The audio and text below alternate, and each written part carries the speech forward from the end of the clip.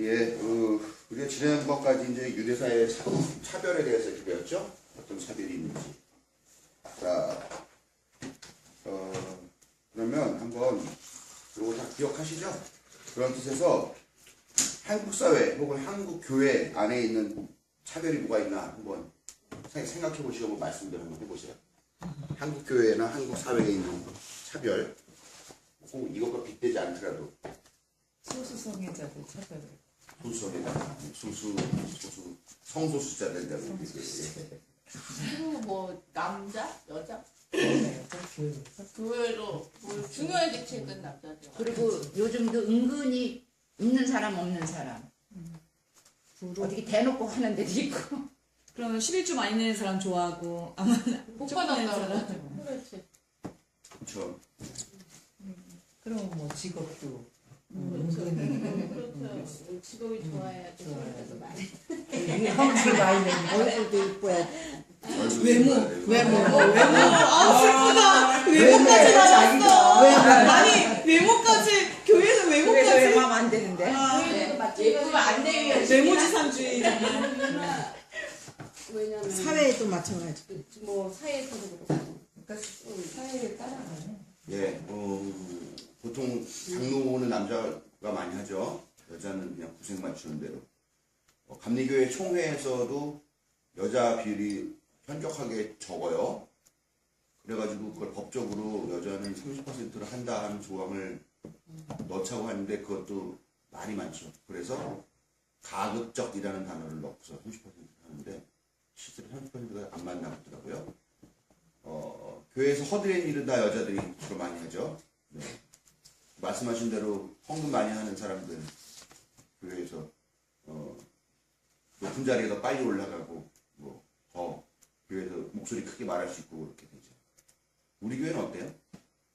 우리 교회에서 생각하는 차별은 뭐가 있을까요? 없어요. 외모? 외모 없어. 그렇게 농담 아니고. 스스로라서 별로 그렇게 많이는 없는 것 같아요. 별로 그렇게 많이, 그럼 조금 있는 건 뭐예요? 없어요. 없는 것 같아요. 이게 진짜 없어야 되고 그래요. 없어야 되고 없어야 되죠. 당연히 성수신 못 지키는 나를 그래도 환영해 주시니 저는 목사니까 못 보는 면이 있지 않을까 하는 생각도 드는 거고. 차별? 밥 많이 먹는. 이거 지금 녹화되죠? 그래서 내가 네. 다행이네요. 우리 교회는 그래도 차별이 없는 곳이라서. 밥 많이 먹는 것도 차별 없어. 맞아. 그런데 이런 이제 지금까지 이제 이런 차별에 대한 유대교회 유대 사회의 차별에 대한 이야기를 했는데, 그러면 예수님은 이 어떤 사람들과 함께 아파하고 함께 생활하고 함께 있었고 더 마음이 있었고 또 어떤 쪽에 대해서는 어떻게 비난을 하시고 비판하시고 그러셨는가 하는 걸 배울 텐데, 뭐 굳이 안 배워도 뻔하잖아요, 그렇죠? 네. 착 봤을 때 예수님은 이쪽에 있는 사람들을 여기에는 편애라고 합니다. 여기 책에는 편애라고 표현을 했어요. 이쪽에 있는 사람들을 편애했고 이쪽에 있는 사람들을 뭐 증오하거나 미워한 것까지는 아니라 하더라도 이 사람들에 대해서는 했어요. 예, 혼냈죠. 예. 근데 이제 이 편애라는 개념이요.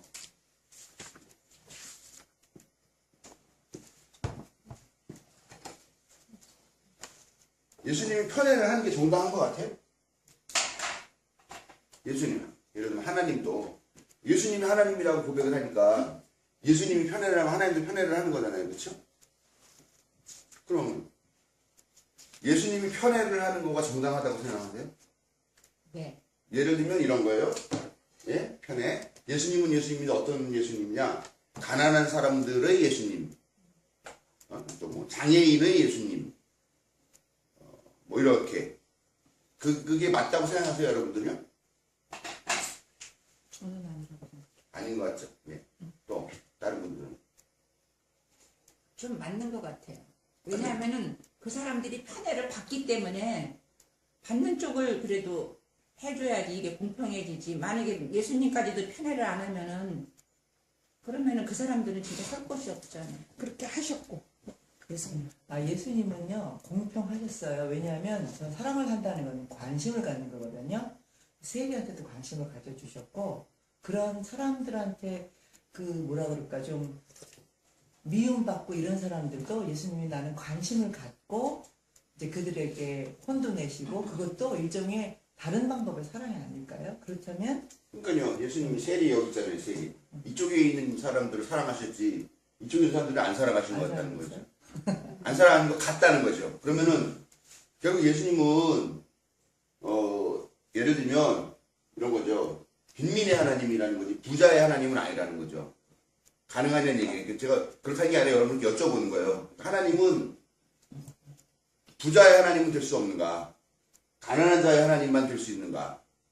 아니야. 부자는 하나님. 아니야. 그게 아니라 부자가 된 부자가 부자의 하나님도 될 수 있는 곧 부자의 하나님인데 부자들이 처신을 잘못했어요. 걔네들이 부자 갖고 있는 걸 나눠주고 이러면은 예수님이 그 판례를 안 할 텐데 걔네들이 지네가 부자 지네만 잘 살려고 그러니까 예수님이 그러니까 그래서 제가 생각할 때는 결국 그거 같아요. 그 죄를 미워하는 거지 그 사람을 미워하진 않았다. 그 사람은 사랑하고 내가 창조한 그 인간은 사랑하지만 그 사람의 죄를 내가 행위를 그런 거 아닐까요? 지금 제가 이제 여러분들에게 드린 질문이 그 민중신학의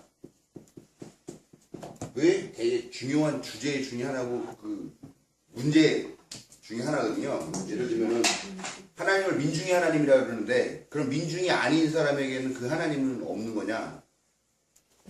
하나님은 민중의 편이냐? 그런 논쟁이 있는 거죠. 마찬가지로 그러니까 부자는 하나님, 부자의 하나님은 아닌가? 가난한 사람, 빈민의 하나님이기만 하신가? 예.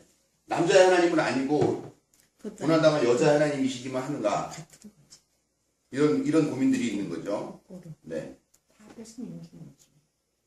그래서 이제 그렇게 되면서 이제 민중에 대한 규정이 나오는 거죠. 민중이라는 거는 각성되어 있는 사람, 깨어 있는 사람을 포함하게 되는 거죠. 그렇기 때문에 말씀하신 대로 예수님은 또 하나님은 어떤 특정한 어떤 부류나 특정한 어떤 계층의 하나님만은 아닌 건 분명해요. 그렇죠? 부자의 하나님도 될 수 있고. 그러나 부자를 옹호하시지는 않는 것 같죠? 또 부자이기 때문에 옹호하냐 옹호하지 않느냐 하는 문제가 아니라 부자이건 가난한 사람이건 그에게 하나님 나라 열망이 있느냐 없느냐가 진짜 중요한 것 같다. 그렇죠? 네. 그렇게 이해하시면 되겠습니다. 자, 이제 함께 아파했던 사람들을 배워보겠습니다. 예수님, 그러면은 저는 예수님이 이렇게 사람들을 대할 수 있을 가장 큰 동력이 뭐냐?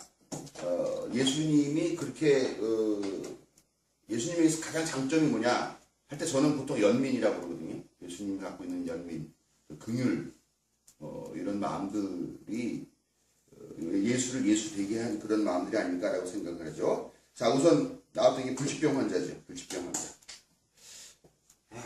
예. 그러고 보니까 여기서 하나가 빠진 게 있네요. 불치병 환자니까 이게 건강이 좀 빠졌죠. 건강. 예. 장애인이나 장애인하고 건강은 틀리죠. 틀리죠. 환자 있잖아요. 무슨 약자. 예. 약자 중에서 환자. 환자 있고. 한자. 예수님이 제일 많이 만나고 제일 가슴 아팠던 사람은 환자라는 거죠. 환자. 예. 그래서 19가지의 병이 등장하는데 불치병 환자들이 만나는데 거기에 육체적 질병도 있고 정신적 질병도 있고, 정신적 질병이라는 무슨 귀신 들렸다고 하는 것들이죠. 쭉 나오는 귀신들이 있고, 보면은 미친 사람, 군대 귀신 들린 사람, 도로에서 만난 귀신 들린 딸, 말 못하게 하는 귀신 사로잡힌 7 귀신에 사로잡힌 사람, 이렇게 여러 사람들이 나오죠.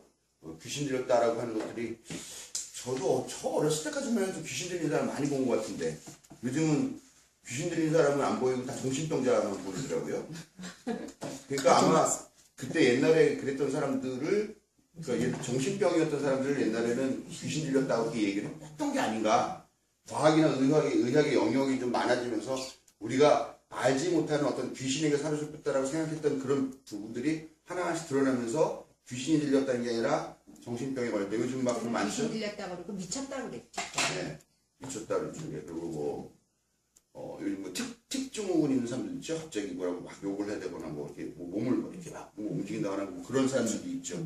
그런 사람들 봤으면은 다 저 이상한 사람, 미친 사람, 뭐 귀신 들자 나오면 그렇게 얘기를 했을 것 같은데 지금은 다 이렇게 밝혀지는 거죠. 과학, 의학, 과학의 영역에 의해서요. 그러니까 그런 생각을 한번 해봐요. 우리가 지금 하나님이라고 믿고 있는 그 영역들이 있잖아요. 그러니까 옛날 사람들, 옛날 원시인들은 천둥이 치고 번개가 치면 그게 하나님이 노했다거나 하나님이 눈물을 흘린다거나 뭐 하나님이 방구를 낀다거나 예를 들면 그렇게 생각했단 말이에요. 그런데 과학이 발달하면서 그런 기상 상황, 예를 들면 뭐 비가 온다거나 번개가 친다거나 하는 것들은 하나님이 하는 게 아니라 그런 기상 상황, 뭐 수증기가 올라가가지고 밀도와 압축 이런 것 때문에 뭐 기압이 올라가고 하면서 일어나는 그런 상황이라는 걸 알게 됐다라는 거죠. 그 외에 우리가 그런 것과 비슷하게 우리가 이렇게 잘 그다음 몰랐었고 신의 영역이라고 했던 것들이 하나씩 밝혀지기 시작하고 이제는 지금 보니까 몇 년 내에 인공 사람이 태어날 수도 있을 거라고 얘기를 하더라고요. 네.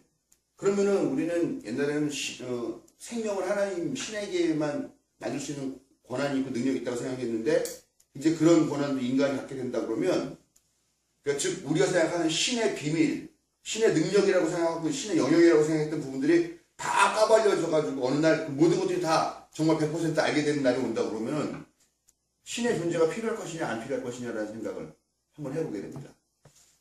필요할까요? 그때는 하나님도 머리를 다시 쓰시겠지. 계속 우리가 찾아내지 못하는 새로운 영역을 계속 만들어내요? 그것도 하나님이 지으신 거. 그러니까요. 블랙홀 같은 요즘은 우주의 신비도 밝혀지고 있잖아요. 우주가 지금 계속 팽창하고 있다고 그러고 뭐 계속 블랙홀 한쪽으로는 빨려 들어가고 있다고 그러고 뭐 별의별 얘기가 다 나오는데 만약에 그런 모든 것들이 다 까발려진다면 그러니까 예를 들면은 불과 한 20년, 30년 전만 해도 내 아이가 아프면 어떡합니까?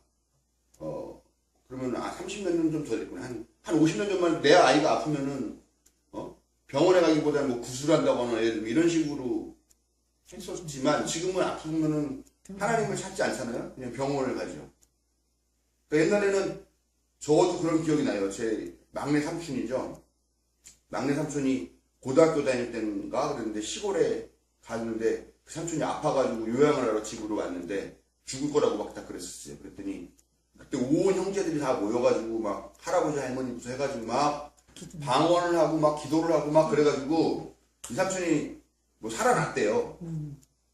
그렇다고 해서 지금 이제 그러고서 감사해가지고 목사가 돼가지고 지금 살고 계시는데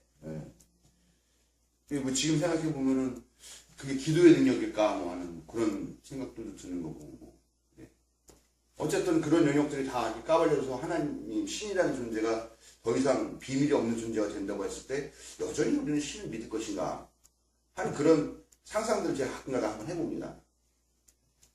그래도 그런 시대가 와도 그런 과학의 시대가 와도 여전히 신은 필요할 것인가?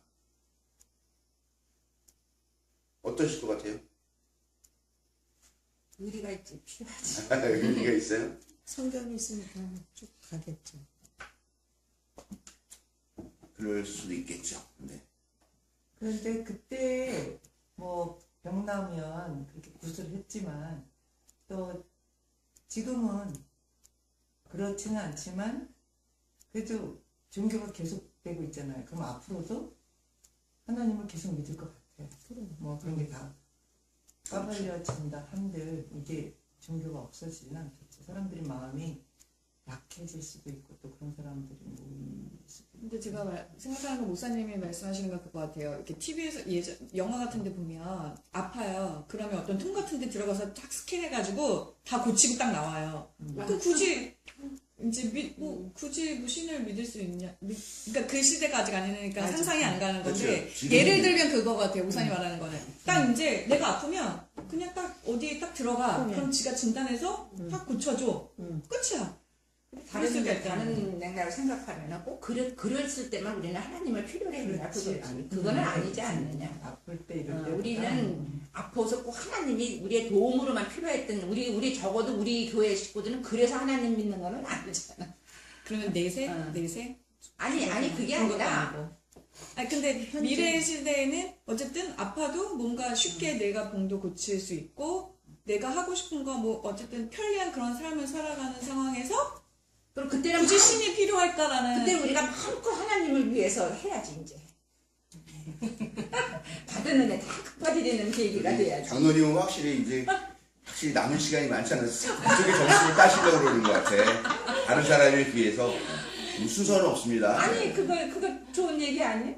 받은 은혜 그때는 막 우리가 드린 이제 갚는 쪽으로 가면 더 좋지 않을까? 아니 뭐 교과서적인 대답인 것 같아요. 그게 교과서적이에요? 근데 지금 아이고, 좋은 거죠. 사는 젊은 사람들은 지금 사는 이 시대가 하나님의 은혜라고 생각하지 않으니까 그냥 우리가 열심히 아니면 이 시대가 이렇게 발전하면서 된 거지 그게 우리 시대가 끝나면 끝나지. 하나님이 그렇게 해준 거라고 생각하지 않고 은혜라고 생각하지 않는 지가 사람들이 그렇게 해서 더 많으니까. 세월이 가면 더 그러니까 과학기술의 발전도 그러니까. 이게 하나님의 은혜를 든 게 아니라 인간들이 열심히 해서 그렇게 얘기한 목사님 말이 100% 맞네. 그러니까. 갈 사람이 빨리 가르치는 사람이 얘기하는 게 맞는 거네.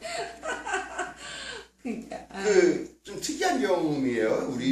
우리나라는 유선전화도 옛날에는 없어가지고 동네 한 집 있으면 그 그럼요. 집에다가 전화를 하고 그랬었단 말이에요. 그러다가 이제 각 집에 전화기 한 대씩은 다 왔죠. 그 다음에 나온 기기가 이제 삐삐예요. 이제 삐삐를 차고 다니면서 연락을 하고 그랬단 말이에요. 근데 삐삐 다음에 잠깐 나왔던 게 시티폰이라는 게 있어요. 네, 그 공중전화 박스 옆에서 전화하는 거. 그게 있어요. 그러고 난 다음에 그 다음에 이제 나온 게 휴대전화인데 그때 이만한 전화기가 있잖아요. 예. 말도 못해. 이만한 전화기가 나오고 근데 이때는 이게 그때 당시에 우리 아버지도 사셨었는데 150만 원인가 정도 사셨으니까 어마어마하게 비싼 거였는데 그게 점점 작아지면서 한 손바닥만해지면서는 이제 사람들에게 보급이 되기 시작하는 거죠. 그때는 이제 PCS, 핸드폰 이렇게 얘기가 나오고 그러다가 이제 지금 우리가 이제 이런 스마트폰이라는 것까지 오게 됐단 말이에요. 참 신기하잖아요. 그리고 그런 과정들을 보면서 우리가 과학의 실험들을 하는데 예를 들면 북한 같은 경우를 가보면은요. 북한은 되게 어렵다가 갑자기 문물들이 들어오게 되니까 뭐 삐삐, 그런 거 휴대폰, 핸드폰 그런 거 이런 관계가 없이 그냥 바로 스마트폰 시대로 들어가 버린다라는 거죠. 네. 그럼 그 사람들은 당연히 스마트폰이라고 하는 것만 알지 알지. 그것이 어떤 과정을 거쳐서 자기에게 주어진 은혜인지는 알지 못한다는 거죠. 베트남 같은 데도 그렇더라고요. 베트남 같은 데도 이거저거 다 건너뛰고 그냥 바로 그 영상기기도 보면은 어떻습니까? 옛날에 카세트 테이프 있었죠. 그 다음에 비디오 테이프 나왔죠.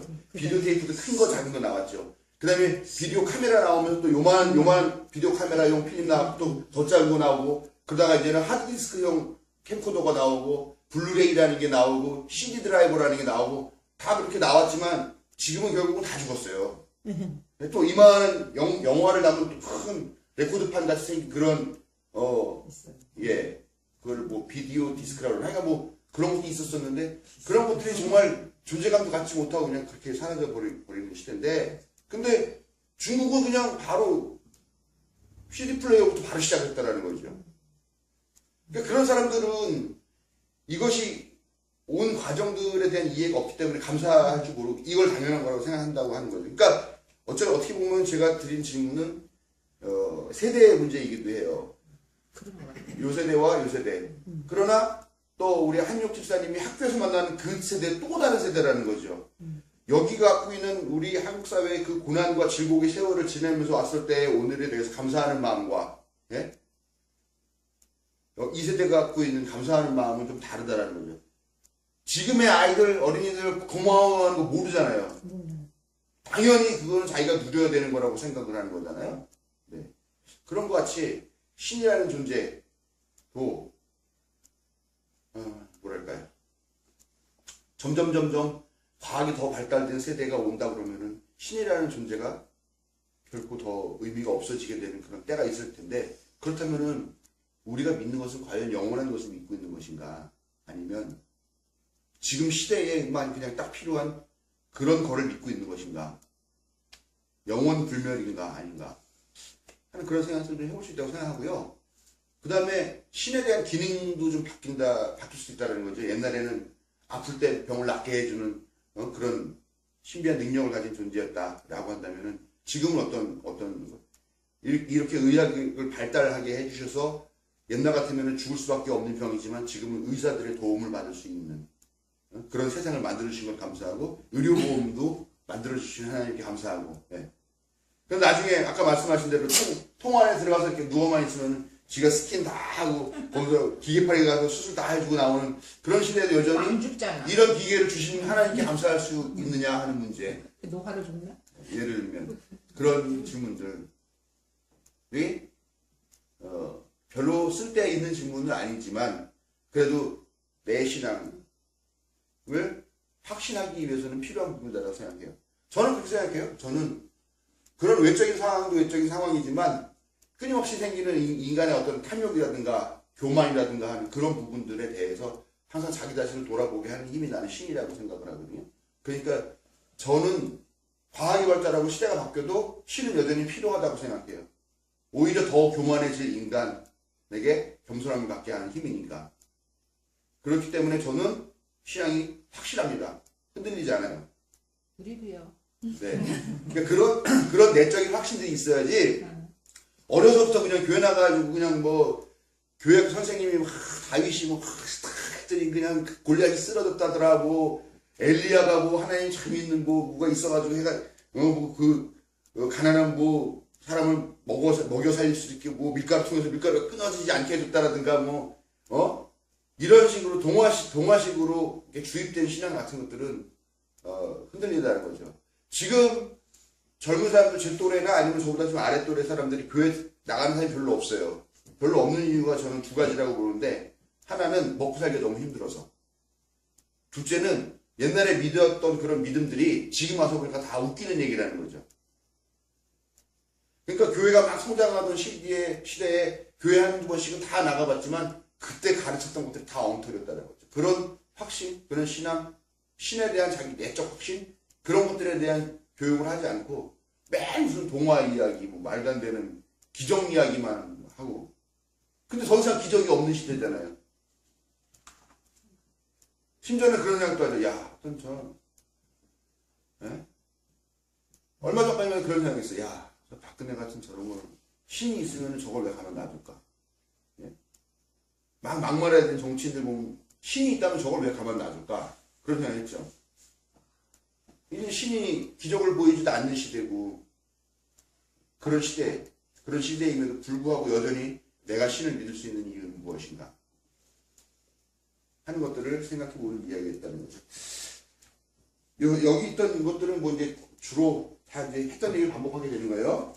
그럼 이제 제가 표시를 하겠습니다. 빨간색으로요. 환자. 예수님은 환자를 같이 가슴 아파했습니다. 중요한 거는 예수님은 어디 딱 앉아가지고 야 아픈 사람 다 와라고 하지 않고요. 예수님이 직접 그 사람들을 찾아다니면서 그 사람들을 치유해줬죠. 이동 치유센터 같은 걸 했다는 거죠. 그리고 중요한 것은 그 환자의 치유를 그 뒤에 나오는 이야기가 또 연결이 되겠지만 환자의 치유를 바로 배고픔을 해결하는 그런 자리. 그러니까 병고침을 받은 그 가족들이 그 예수님의 일행들에게 식사 대접을 하면서 거기서 자연스럽게 음식을 먹고 하는 그런 자리가 만들어졌다는 거죠. 예, 중요한 건 이제 이동치유센터라는 걸 기억하시면 되고요. 그 다음에 로마 백부장의 종이나 혈루증 앓던 여자나 이방인이나 뭐 거지나 그 사회적 지위에 관계없이 모두 다 평등하게 아픈 사람은 그 아픈 고통으로 인해서 예수님께서 함께 아파하셨다 하는 것을 기억하시면 됩니다. 네. 그리고 또 중요한 게 이제 환자에 대해서 치료를 포기하지 않고 끝까지 사회에서 이 환자를 책임져야 할 것에 대한 그런 지적들을 하시는 거고요. 네, 가족들도 또 이 사람을 끝까지 돌봐주는 그런 마음을 갖는 것. 그러기 위해서는 역시 어쩔 수 없죠. 먹고 살 수 있는 세상이 돼야 되는 거죠. 그게 뭐 온 가족이 다 나가서 벌어도 먹고 사느냐 마느냐 하는데 누구 하나 아파서 쓰러져 있으면은 또 누군가 그 사람을 돌봐야 되는데 네? 가슴 아픈 일이지만 네, 예수님이 있으면 그냥 그렇게 치료해주면 얼마나 좋습니까? 가난한 사람은요, 그 가난한 사람을 예수님께서 함께 연민을 느끼시면서 아파하셨죠. 예, 병과 아픈 것과 가난한 거는 항상 같이 갑니다.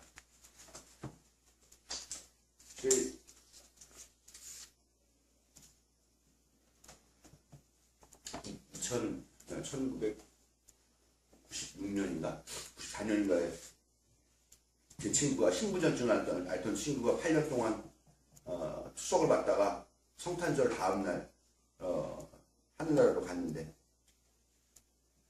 그 친구한테도 너는 왜 아프니? 물어보니까 너는 뭘 잘못했길래 그런 병에 걸렸니라고 그런 뉘앙스로 물어봤죠. 그랬더니 야 감기 걸리는데 뭐 이유 있냐? 재수 없으면 걸리는 거지라고 얘기하더라고요. 그러다가 이제 그렇게 갔는데 그때 투석을 일주일에 3번인가 2번을 받으러 갔는데 그때 그래도 걔네 집이 그래도 조금 살만한 집이어가지고 걔가 그래도 그렇게 사는 게 아닌가라고 엄청 비싸네. 네. 근데 나중에 이제 조금 국가에서 그런 보조가 좀 있어서 산다고 그러더라고요. 지금은 뭐 보니까 투석 받는 사람이 상당히 많고 의료보험에서 다 해결을 해주고 그러더라고요. 공짜. 네? 20만 원. 공짜로 돈 안 받고 피트서. 아 그래요? 공짜로 해요? 네, 많이. 그거 조건이 돼야 돼요. 그렇지. 그냥 조건이 아니고. 무작정 그거를 줘요. 장애. 등급을 주는 아, 거야. 투석해야 될 사람들은 아, 장애 등급을 청계 주는 거. 초도 한 내던데? 내던데. 조금씩 이제 되겠지 뭐. 한 달에 한 20만 원 정도 든다. 뭐 부대 비용 같은 거는 또 좀 드는 경우가 있고. 네. 그러니까 결국은 참 이게 예수님이 와서 병을 고쳐주시는 거니까 제일 좋겠지만, 네? 그렇지 않을 경우엔 그 사회가 예수님이 하시던 이런 역할들을 해주는 사회가 되는 거잖아요. 아플 때 어느 누구나 다 병원 가가지고 치료받을 수 있고, 네?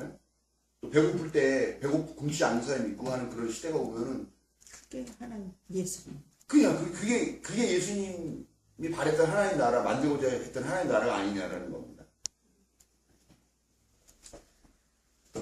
예.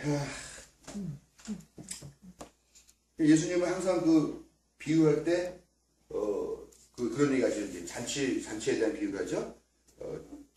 큰 잔치를 벌여놓고 사람들을 불러와라 그랬더니 뭐 나는 장가 가야 되고 뭐 나는 소 사러 가야 되고 뭐 나는 뭐 밥 갈러 가야 되고 어쩌죠 막 그런 얘기 하죠. 그래서 사람들이 안 옵니다. 그랬더니 예수님이 와가지고 막 주인이 화를 내면서 종들에게 뭐라 그러냐 밖에 나가가지고 사람들을 불러다가 강제로 불러다가 이 집을 채우라라고 얘기를 하죠. 그러면서 거기에서 데리고 오라고 하는 사람들이 누구냐면은 장애인들, 가난한 사람과 장애인이에요. 눈먼 사람들과 다리 저는 사람들 다 데리고 와라. 그러면서 이 사람들 또 잔치를 베풀 때는 가난한 사람과 장애인들, 다리 저는 사람과 눈먼 사람들을 불러도 해라. 그런 너보다 못한 사람에게 잔치를 베풀어야지 하나님께서 너에게 갚아주실 것이다. 너에게 되갚을 수 있는 사람을 위해 잔치를 베풀지 말아라.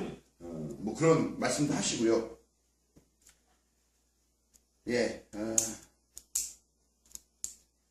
또 부자 젊은이가 예수님께 와서 어떻게 하면 영생을 얻을 수 있겠습니까? 라고 물어봤죠. 했더니 하나님을 사랑하고 뭐 이웃을 사랑하라, 뭐 율법을 다 지키라, 뭐 이런 얘기 했더니 그건 어렸을 때 다 했습니다. 그랬더니 예수님이 그 청년을 참 보고 귀엽게 보셨죠. 너에게 한 가지 부족한 게 있다. 뭡니까? 네의 가진 재산을 모두 팔아 가난한 사람이 나누고 너는 나를 따르라 라고 얘기를 했죠. 그랬더니 이 부자 청년은 심히 근심하며 돌아서 갔어요. 왜 돌아가서 갔느냐? 가진 재산이 너무 많아가지고. 예. 그런 걸 보면서 가진 것을 다 팔아서 가난한 사람들에게 나눠주고 너는 나를 따르라. 그러니까 예수님께서는 기회 있을 때에도 이 부자들에게 그 가진 것들을 나눠서 재분배하라고 하는 그런 요구를 하시고 계시다라는 거죠. 네. 반만 나눠주라 그랬으면 됐을까? 반 나눠줄 수 있을까요? 반이면? 안 돼. 그래도 좀 받는 사람은 10분의 1이면 나눠줄 수 있을까요? 우리 나눠줘야지. 세금도 안 내려고 막 그러다가 나중에 끌려가. 그러게요. 장모님이 갖고 있는 재산이 뭐 한 1억 됩니까? 뒷일. 1억 정도 돼요? 1억이면 그 중에 10분의 1이면 1000만 원인데 1000만 원 교회 하실 수 있겠어요? 10분의 1? 쉽지 않죠. 가난한 사람이 나눌 수 있어. 그거 11조는 계속 하셨죠. 예. 가진 재산을 다 파는 분도 어렵고. 그 다음에 장모님은 10분의 1 해봤자 기가 되면 1000만 원밖에 안 되는데 100억을 하는 사람은 10억이에요. 할 수 있을까요? 못하지. 그러니까 1억 가진 사람이 1,000만 원 내기는 힘들어도 100억 가진 사람이 10억 내기는 쉬워야 돼. 아니 오히려 100억 가는 더 사람이 더 어려워. 못 낼 것 어려울 같아요. 것 같은데요? 더 안 낼 것 같아요. 맞아. 돈이 더 많을수록. 100억 가진 다음에 얘기해. 예. 그 성서가 쓰여진 거에 대한 순서의 얘기를 제가 많이 드렸잖아요. 순서가 복음서 중에 맨 처음에 쓰여진 게 뭐예요? 마가. 네.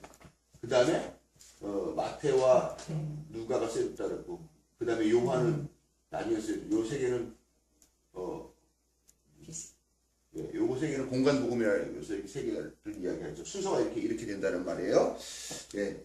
그런데 마가복음이 맨 처음 쓰여진 이 마가복음에 산상복음이라는 거 있죠. 산에서 예수님께서 하시는 말씀 설교 시리즈가 있는데 그게 뭐라고 하냐면 가난한 자는 복이 있나니 천국이 저희 것이다. 하나님 나라가 저희 것이다라고 설교를 해요. 그렇게 마태복음 써 있어요. 마가복음에 써 있어요. 근데 그 다음에 나오는 마태복음은 그 다음에 쓰여진 마태복음에는 가난한 사람이 약간 첨삭이 됩니다. 그래서 여기가 가난한 사람이잖아요. 근데 마태에는 마음이라고 하는 단어가 앞에 붙어요. 마음이 가난하지. 예. 그러니까 가난한 사람이 사실은 더 본래적인 거죠. 요건 나중에 첨가가 된 거니까요. 요게 첨가가 됨으로 인해서 완전히 다른 국면이 열리는 거죠. 왜냐하면은 이때 마가복음 말 그대로 가난한 사람, 부자는 해당이 안 되는 거였죠. 그런데 마태복음에 여기다 살짝 마음이라고 하는 말을 넣어버리니까 이거는 실제적인 부자, 이건 실제적인 가난한 거 상관없이 그냥 마음이 가난한 사람이면 다 하나님의 나라라는 것을 보상으로 받는 것처럼 그렇게 약속이 된다라는 거예요. 그런데 더 원래적인 거는 마귀가 빠지는 게 맞는 거라는 거죠. 왜냐하면 먼저 쓰여진 본문이 이렇게 돼 있으니까요. 이거는 요 몇십 년의 세월이 흐르는 동안에 교회 안에서 가난한 사람이라고만 하는 것이 문제가 있겠구나. 마음이라고 해서 조금 이걸 여지를 열어주는 게 좋겠구나라는 필요에 의해서 이게 붙은 거잖아요. 네.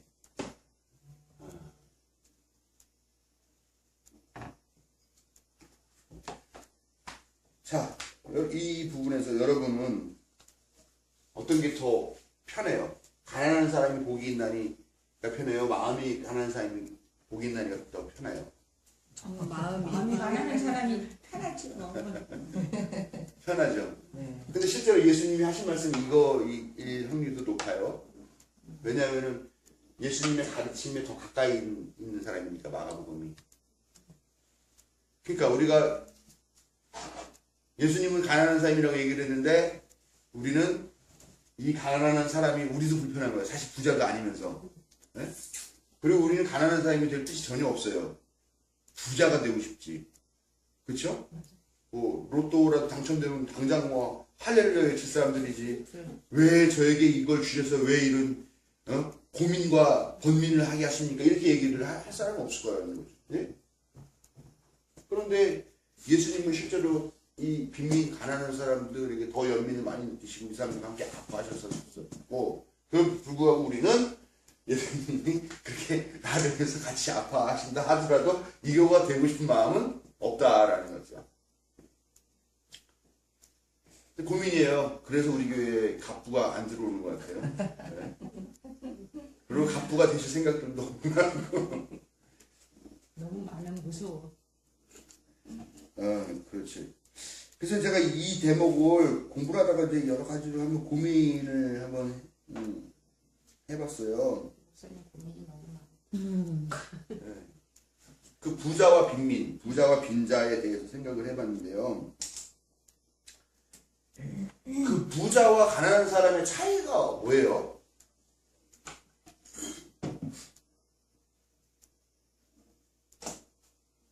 소유죠, 소유. 세상에서 보는 기준은 돈이겠죠. 돈 많은 사람을 세상에서 보는 게 돈 많은 사람은 부자라고 그러고 없는 사람은. 근데 예를 들면 뭐 몇 천만 원부터는 가난한 사람, 몇 천만 원 1원부터는 부자 이런 기준은 사실 없죠, 그렇죠? 어려운. 예. 그렇게 따진다 그러면 뭐 부자이 또 예를 들면 예, 그렇죠. 근데 부자하고 빈민을 자기가 가려는 것 같아. 남이 가려는 게 아니라 자기가. 나는 그러니까 부자야, 마음이 나는 들어가는 가난해 이러는 거. 마음이. 그러니까 마음. 마음. 아무리 내가 가난해도 아니면 가난하게 생각하는 사람. 가난하게 생각 안 하면 되거든. 저는 마음이 가난해요. 마음만. 아니 마음이 가난해. 복이 있도다.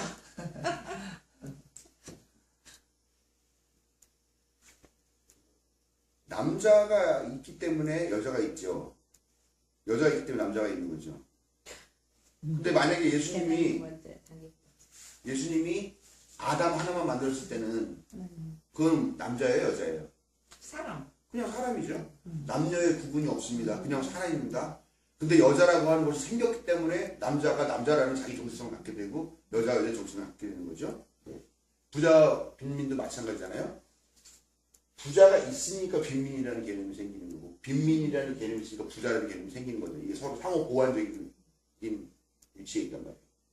그러면 만약에 세상에 다 가난한 사람들만 있다 그러면은 부자라는 단어가 있을까요? 없겠죠. 거기서 또 나올까요?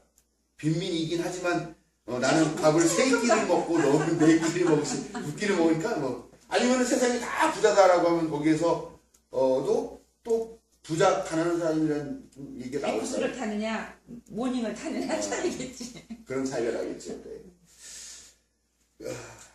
저는 그래서 예수님이 생각했던 이런 빈민 구제의 이런 걸 그러니까 부자 청년에게 나눠주라고 모든 걸 팔아서 가난한 나눠주라고 하는 부분들이 혹시 세상이 모두가 부자가 되거나 모두가 가난해진다거나 한다고 한다면 이런 개념 자체가 없는 그런 세상을 말하는 것은 아닐까 하는 생각을 한번 해봤어요. 근데 불가능하겠네요. 그렇죠? 그러면서도 네? 반찬을 김치를 먹느냐 김치찌개를 먹느냐에 따라서 달라질 수가 있을 테니까요. 어찌됐건 그걸 제가 같이 나눠 먹는 게 제일 중요한 것 같고요. 또 하나는 부자와 빈민이라고 하는 게 부자와 빈민이라는 차이가 뭐냐 그 생각을 해봤어요. 부자는 밥을 10끼를 먹고 가난한 사람은 밥을 한 끼만 먹나요? 아니죠. 기본적으로 그들의 생활을 위해서 필요한 거는 2끼에서 3끼라는 거죠. 예. 그러면은 결국은 이 2끼와 3끼를 먹는 그런 기본적인 삶을 위해서 필요한 것들은 기본적인 삶을 위해서 필요한 것들은 딱 정해져 있어요. 몇 가지만. 근데 그런 부분들 외에 사치한 부분들이 있느냐 없느냐에 따라서 부자와 가난한 사람은 나눠지는 것 같아요. 결국은 기본적인 생활을 위해서 필요한 것들 외의 것들을 내가 얼마나 많이 소유하고 있느냐로 부자가 되는 것 같은데 근데 문제는 뭐냐면요. 내가 기본적으로 생활에 필요한 것들 그냥 집 한 채, 그 다음에 옷 몇 벌, 매번 먹을 수 있는 끼니 3끼 정도의 그런 식사 요거만 있어도 사람이 사는 데는 생존하는 데는 어려움이 없습니다만 근데 거기에 대해서 하나씩 더 갖고 싶은 것들이 생긴다고 한다면 그게 가난한 거 아닌가라는 생각이 들어요. 그러니까 나는 집과 옷과 밥이 있어. 요것만 갖고 만족하는 사람들은 그러니까 의식주. 의식주. 의식주가 있는 사람은 부자이지만 이거 외의 것을 갖고 싶어 하는 가지수가 더 늘어나면 늘어날수록 그 사람은 더 많은 것들을 소유하는 것 같긴 하지만 그 사람의 삶에는 별로 중요하지 않은 것들이 그 사람의 삶을 지배하게 된다. 뭔 소리인지. 어떤 느낌인지 알겠죠? 예, 가진 게 더 많다고 해서 그 사람이 실제로 부자는 아닐 수도 있겠다. 왜냐면은, 그러니까 네, 3가지만 딱 있어도, 난 다가수라고 말할 수 있지만, 계속 필요한 거 갖고 싶은 게 더 많아지잖아요. 생각에 나름이야. 뭘 해니까 그러니까 못하면 가난한 거지. 마음이 그러니까 마음이야. 다 생각에 나름이야. 그렇게 따지면 마음이 가난한 사람은 의식주 3가지만 있어도 만족할 수 있는 사람인데, 그 사람 마음이 부자인 사람이잖아요. 그럼 하나님 나라랑 관계가 없어져. 뭘까? 욕심 때문에 마음 가난하다라는 거 있어도 있어도. 주님을 사랑하려면 항상 마음이 가난해요. 마음이 명은 또 가난하다는 건 나왔어. 뭐예요? 복인. 근데 주인 난 우리가 가난해, 난 가난해. 이런 우리가 배울 때는요 옛날에 우리 교회에서 배웠을 때는 마음이 가난한 사람은 어떻게 배웠냐면은 내가 뭔가가 아쉽고 부족한 이래서 하나님을 찾는 마음 그걸 가난한 마음이 가난하다고 배웠어요. 그게 맞는 건지 틀린 건지는 모르는데 그 옛날엔 그렇게 배웠어. 내가 하나님을 갈망을 찾는 그 마음이 가난합니다. 뭔가가 맨날 부족. 그러니까 실질적인 물질 이게 부족한 게 아니라 뭔가 내가 하나님의 도움을 필요로 하고 자꾸 하나님을 찾는 그런 마음이 가난한 마음이 가난하다. 근데 그때는 이해도 못했는데 지금도 이해 못해요. 목사인데 제가 몰라서 죄송합니다. 답을 드려야 되는데. 답이 있어. 답이 없겠지. 답이 없어. 각자마다 다 틀리죠. 어쨌건 이 가난의 문제는 결국 그 사회 안에 있는 부를 좀 공평한 방식으로 재분배하는 것 외에는 뭐 답이 없지 않나 생각이 들어요. 그런 것들을 인간이 인간의 힘으로 스스로 해낼 수 있느냐라는 그런 질문들이 남게 되는 거고요. 어떤 사람이 자기의 재산을 기꺼이 팔아서 가난하게 나눠주고 예수님을 따를 수 있을까 하는 문제. 결국 그 문제가 아닐까. 그러면 또 이제 요즘 자본주의 사회에 나오는 것 같은 방식 이야기가 나오죠. 그러면은 가난한 사람이 일하지 않고 그냥 공짜로 먹는 걸 길들이지 않느냐는 얘기가 나오죠. 그런데 그래서 요즘 이제 새로 나오는 얘기 많이 나오죠. 기본소득에 대한 얘기 많이 나오죠. 저는 4인 가족에게 국가가 4인 가족을 기준으로 100만 원씩만 기본소득을 보장해 준다면 상당히 삶이 윤택해지고 더 나오는. 그 다음에 이 경제 더 나오는데. 4인 가족이. 응. 지금 안 주잖아. 그건 100만 원을 안 줘. 누가 줘요? 명성. 아니 우리 일반 사람들만 수급자 얘기하시는 거 아니에요? 아니. 일반. 네, 진짜 말고 일반 모든 사람에게 모든 사람이. 그럼 누가 준다 그랬더니 누가? 이제는 경영이가. 이재명 전에 이미 금민이라는 사람이 얘기를 했어요. 누가 허경영이 말한 것도 비슷한 네, 개념이죠. 비슷한. 네. 네. 그리고 실제로 스위스에서 얼마 전에 그걸로 국민투표를 했습니다. 네. 근데 어, 반대지. 예. 속마음 300만 원 정도인가를 나눠주는 거에 대해서 그랬는데 나는 이게 부결이 됐어요. 그럼 좋지.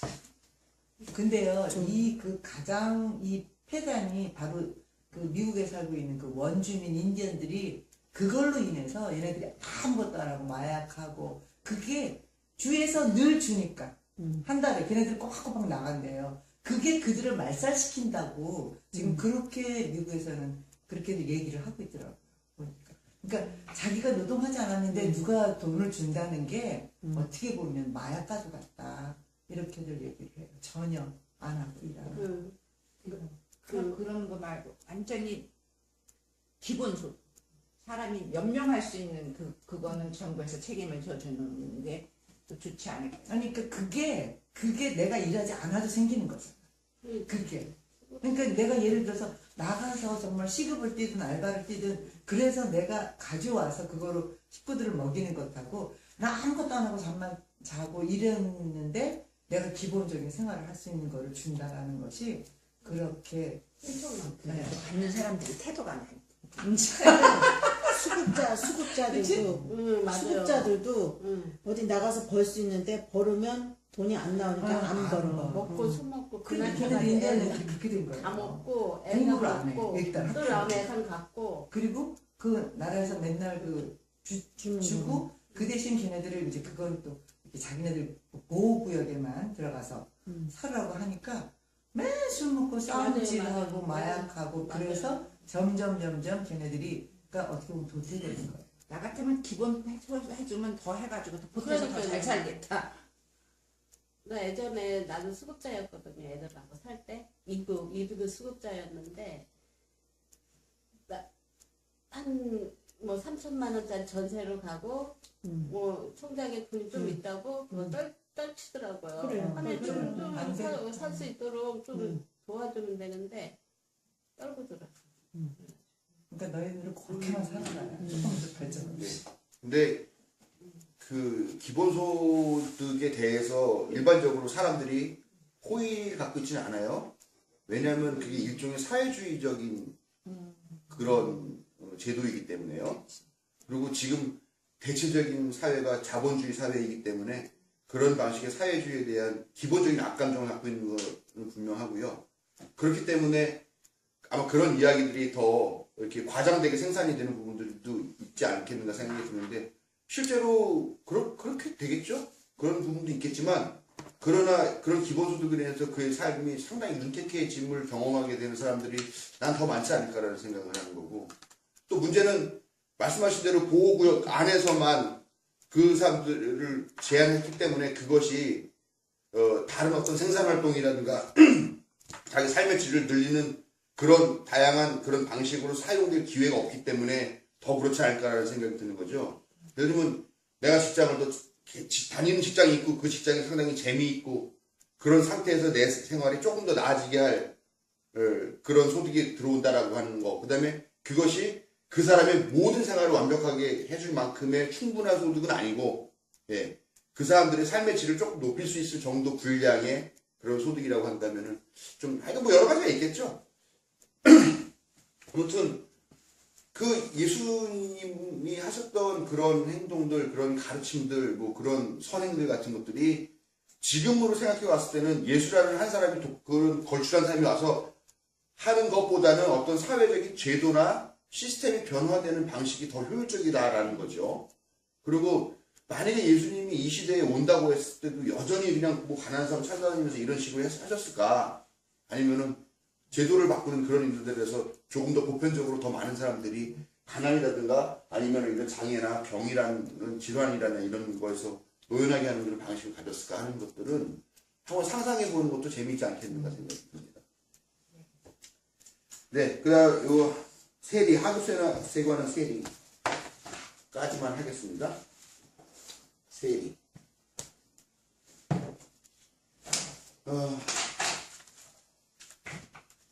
예수님의 별명이 뭐냐? 제가 너무 자주 했던 말씀이죠. 네, 먹기를 탐하고 마시기를 즐기는 자, 포도주를 즐기는 자, 세리와 죄인의 친구. 이게 공식적인 예수님의 별명입니다. 근데 제가 한번 그 번역본별로 다 찾아봤어요. 개역 한글판에는 먹기를 탐하고 포도주를 즐기는 사람 이렇게 나오고요. 자라고 나오고요. 표준 세번역에는 먹보요, 술꾼, 세리와 죄인의 친구라고 나오고요.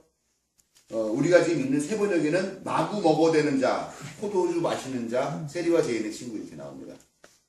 즉 한마디로 말하면 예수님은 먹는 거와 마시는 걸 참 좋아하셨다. 먹보 소리를 들을 만큼 또 술꾼이라는 소리를 들을 만큼 또 마구 먹어야 될 정도로 보이기도 할 만큼 그런 분이었다라는 거죠. 우리가 다를 거 없네. 똑같은. 근데 물론 악의적인 표현도 있는 거죠. 그렇지. 악의적인 표현이지. 왜냐하면은 이게 지금 세리와 죄인의 친구 이런 것들이 세리와 죄인들이 저분은 우리의 친구야라고 하는 좋은 뜻도 있겠지만 이게 약간 상당히 비아냥거리고 하는 그런 방식으로 지어진 그 반대파 사람들이 지어준 별명이기 때문에 꼭 그렇지만 않을 거라는 분명하고는 근데 예수님이 가는 곳에서는 대부분 이런 잔치자리가 벌어져 있었고 되게 술에 취해 있는 것 같이 보일 수 있는 그런 왁자지껄한 상황들이 벌어졌다. 이거 말하자면 잔치 같은 분위기, 잔치집 같은 분위기였다라는 거죠. 그 다음에 세리와 죄인의 친구 이렇게 나오죠. 세리는 유대인의 말단 세관원이죠. 유대인들이 가장 미워합니다. 민족 반역자, 동족을 핏 빨아먹는 거머리 같은 존재, 지난번에 말했던 마른과 같은 그런 존재죠. 예수님은 근데 세리의 남모르는 아픔을 꿰뚫어보고 그 아픔을 함께 하였다라고 얘기를 하죠. 그런데 오죽하면 그 사람들이 그런 직업을 가졌을까?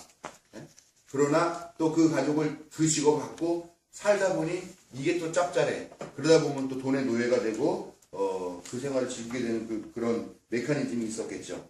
예. 그런데 예수님께서 식사하는 그 자리에는 유독 세리와 함께한 경우가 많이 있어요. 그렇죠? 먹기를 탐하고 마시기를 즐기는데 세리와 죄인의 친구. 즉 이 말은 뭐냐면은 먹고 마시는 그 자리에 항상 있었던 사람이 세리 아니면 죄인이라는 거죠. 그러니까 아마 돈이 좀 있으니까 그런 잔치 자리를 많이 이렇게 베풀기도 하지 않았을까라는 생각도 좀 하는데 아무튼 예수님은 민족 반역자에다가 아주 탐욕스러운 존재의 대표인 이 세리를 전혀 편견 없이 받아들이고 또 예수님의 제자 중에 레위가 세관원이죠. 레위가 세관원이에요. 그 세관원을 자기의 제자들도 받아들였다. 그러니까 인간 쓰레기 같은 그런 존재도 예수님 편견 없이 기꺼이 받아들였다. 또 세리장 삭개오에 대한 이야기도 나오고요. 네, 그렇습니다. 그래서 예수님은 일단 이렇게 세 존재의 아픔을 함께 하였다. 중요한 건 아직까지 이쪽에 있는 사람들은 하나도 안 나왔어요. 함께 하자. 물론 뭐 남자 뭐 이런 거 같은 거는 성인 이런 거 항상 같이 다니는 그룹이긴 했으니까, 그러나 예수님도 특별하게 연민을 느끼거나 하지는 않았다라는 것이죠. 네. 여기까지 하겠습니다.